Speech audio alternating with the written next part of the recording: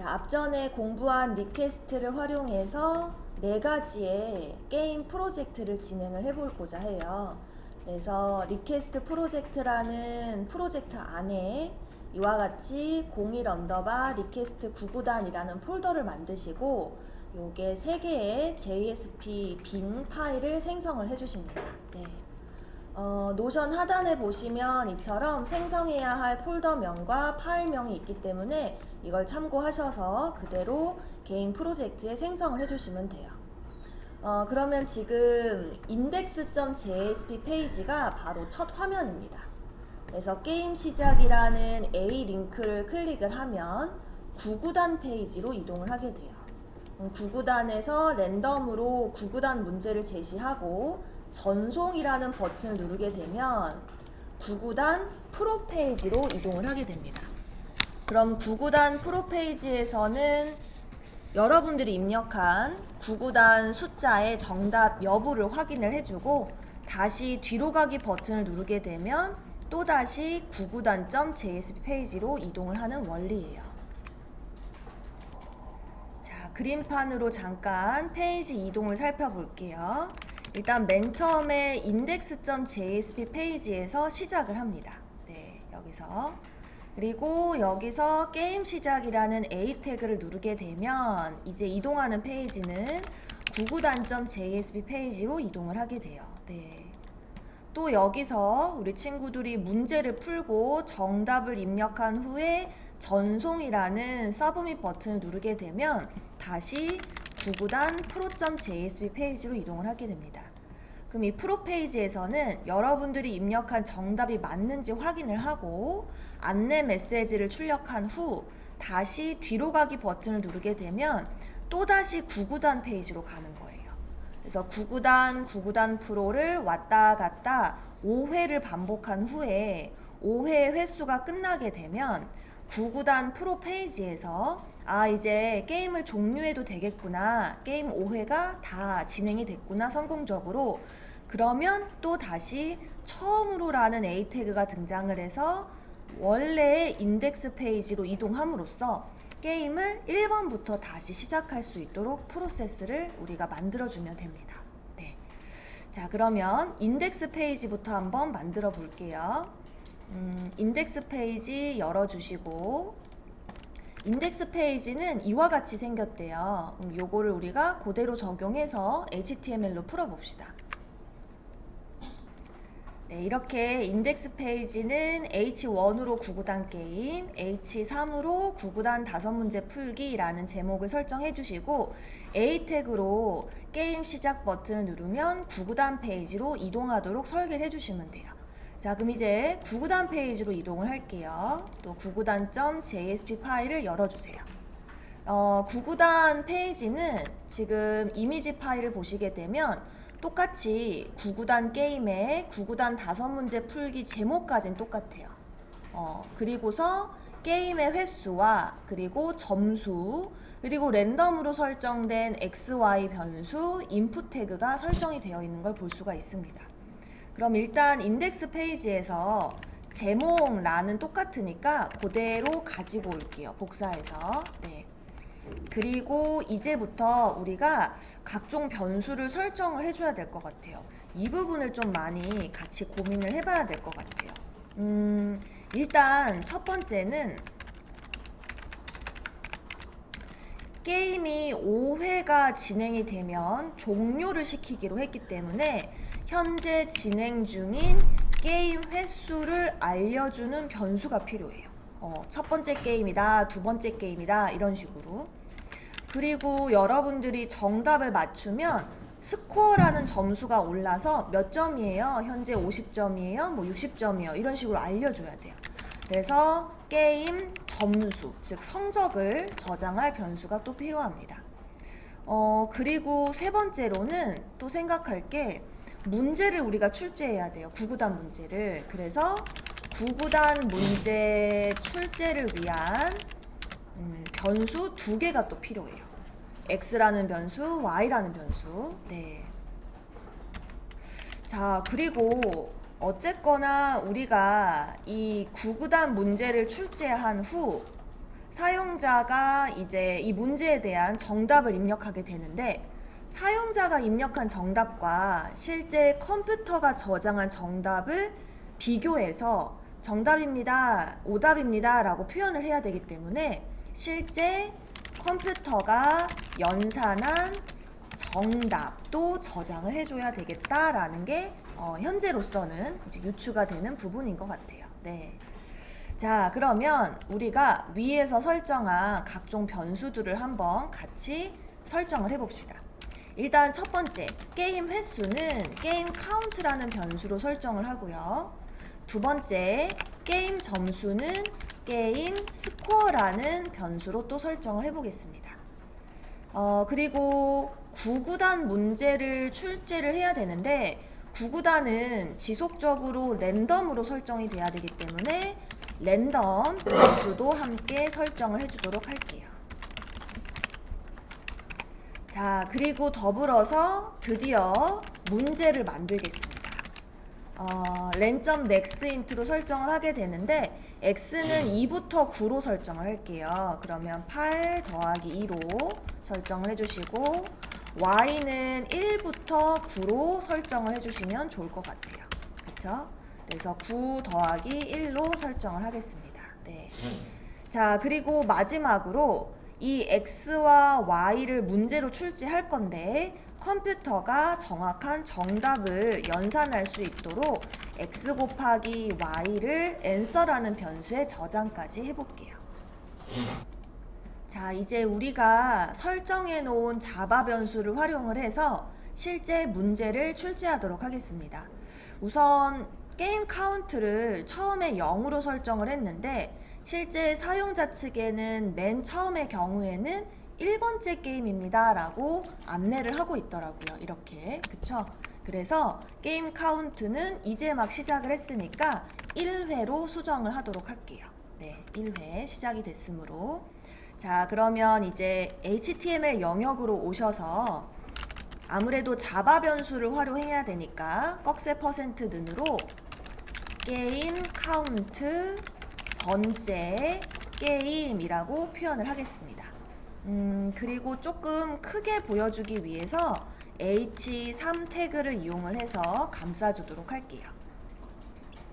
자, 그리고 뭐뭐 번째 게임에 몇 점입니다 라고 안내를 하고 있죠. 그래서 이 부분에는 몇 점인지는 게임 스코어가 담당하고 있기 때문에 점수까지 이렇게 화면을 꾸며볼게요. 자, 이제 문제를 출제해야 되겠죠. 그래서 바로 밑에서 x 곱하기 y는 여기까지는 랜덤으로 자바로 설정한 변수를 출력해주는 부분이고 이제 사용자가 이 문제를 보고 정답을 입력을 해야 돼요. 우리 HTML에서 입력하는 태그는 바로 인풋이 그 역할을 했었죠. 그래서 인풋 타입에 텍스트로 설정을 해주시고요. 그리고 이와 더불어서 우리가 입력한 데이터를 이름을 지어주도록 약속을 했었죠. 그래서 name이라는 속성에 이는 myAnswer이니까 네, myAnswer로 설정을 하겠습니다. 자, 그리고 실제 우리가 입력한 이 myAnswer는 처리를 하는 프로페이지로 전달을 해줘야 돼요. 그렇기 때문에 이처럼 전달해줘야 할 데이터는 우리 폼 태그로 감싸기로 했던 거 기억나시죠? 그래서 이를 폼으로 이렇게 감싸주도록 하겠습니다. 자, 폼은 우리가 기억해야 할 속성이 두 가지가 있었는데 우선 메서드는 따로 지정하지 않으면 자동으로 갯방식으로 처리를 하니까 일단은 생략을 하고요. 이동할 페이지명은 액션이라는 속성을 이용하기로 했고요. 바로 9구단 pro.jsp 페이지로 이동을 시킬 예정입니다. 네. 자, 그리고 폼은 항상 짝꿍을 이루는 버튼이 있는데 그 버튼의 이름은 input 타입의 submit이라는 이름의 버튼이었고요. 또 이 버튼은 버튼의 이름을 value로 지정을 했었습니다. 이렇게 해서 구구단 페이지를 우리가 한 세트 완성을 했어요. 그럼 현재까지 완성된 페이지를 잠깐 실행을 시켜서 정상 동작을 하는지 같이 한번 관찰해 봅시다. 우선은 인덱스 페이지부터 한번 실행을 시켜 볼게요.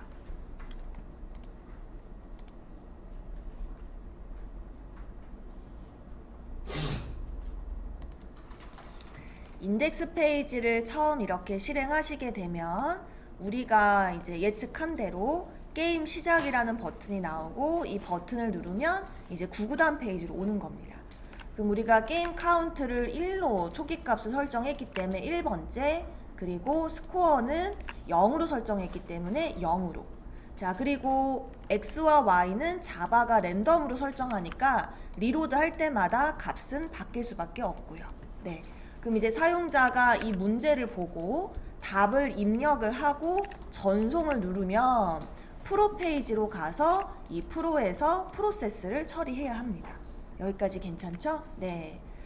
자, 그러면 이제 우리가 또 고민을 해볼 부분이 현재 구구단 페이지에서 가지고 있는 이 일련의 변수들을 프로 페이지에 전달하지 않는 이상 프로 페이지는 아무것도 모르는 상황이에요. 사실상 우리가 자바 변수를 구구단 페이지에서 설정을 했다고 해서 이 변수들이 구구단 프로 페이지로 자동으로 전달되는 건 아니에요. 전달되는 기준은 폼으로 감싼 이 데이터 기준으로만 지정한 페이지로 이동하는 거예요. 그래서 때문에 프로에서 정답 여부를 처리함에 있어서 필요한 변수가 있다라면 구구단에서 보내줘야 돼요. 네. 자, 그러면 my answer는 전달이 되는데 사실상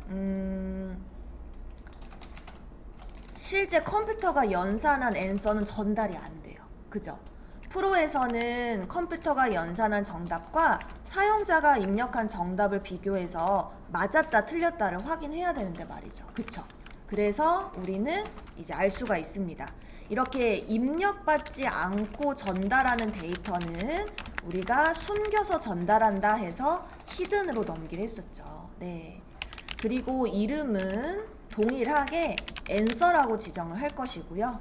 자, 히든의 경우는 특징이 입력받는 게 아니기 때문에 value를 직접 넘겨줘야 됩니다. 그래서 value 부분을 이렇게 넘겨주도록 할게요. 잠깐 이제 그림판은 닫아두고 화면을 확대해서 그럼 이 value는 바로 우리가 자바에서 지정한 answer가 넘어가면 되겠습니다. 자, 그럼 이제 구구단 프로 페이지로 이동을 해보겠습니다. 그럼 구구단 프로 페이지에서는 구구단 페이지에서 전달해준 my answer와 answer를 잘 받아서 정답 여부를 확인해 줘야 될 것 같아요. 그쵸? 네. 그럼 구구단 프로 페이지로 오셔서 또 자바 영역을 열어주시고, 네. request.get 파라미터로 answer와 그리고 my answer를 받아올 겁니다. 자, 근데 현재 이 answer, my answer는 숫자 형태로 전부 인티저 파스인트를 해줘야 돼요. 그죠? 그래서 조금 코드도 길어지고 복잡해지기 때문에 이렇게 한번 해볼까 싶어요. 일단 문자열로 받아오시고 문자열로 받아온 저 str을 우리가 integer.parseInt로 형변환 하도록 이렇게 설계를 해볼게요. 네, 이와 같이요. 네.